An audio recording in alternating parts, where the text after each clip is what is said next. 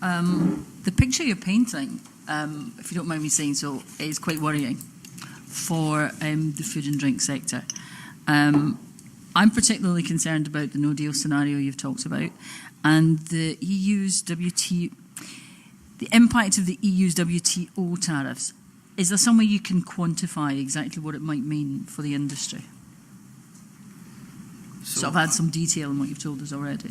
Yeah, I'm looking towards Sarah. We've done HTB doing a huge amount of work around as part of the Horizon work in this. And we know you referred to, I think, 48% on lamb, it's like 50% on Scotch beef.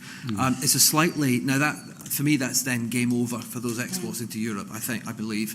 If you look at the UK's biggest food export, salmon, it's a less bleak picture. So fresh salmon will probably have a 2 to 3% tariff on it. Smoked salmon and processed fish probably around 13, 14%. Both those percentages are below actually the percentage devaluation of the pound that we've seen. So actually, even in that scenario, they were more competitive than they were pre-2016. But clearly still not welcome. But certainly on agricultural products, it's a pretty grim scenario. Being exposed in the tariff sense, beef and lamb sectors are also the most exposed in terms of dependency on current support payments.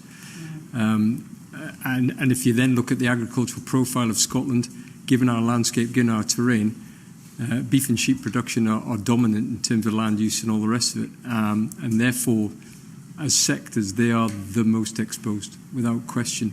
And yet, they are the backbone of the Scottish agricultural industry, given the nature of our landscape, climate, and all the rest of it. So, without wishing to be overdramatic or a scaremonger, it's what you've just said, that at the stroke of a pen, much of the agricultural industry in Scotland could become non-competitive overnight. Yes, I think if you took that as the worst case scenario, so WTO scenario and no agricultural support, as Johnny says. Are there any non-tariff barriers you're particularly concerned about? I think non-tariff barriers will be equally as important as the tariffs once we leave the EU. So I think the sanitary and phytosanitary standards, for instance, how a good is produced, and the WTO rules around that need to be very clearly understood. Otherwise, we could potentially lose markets or otherwise.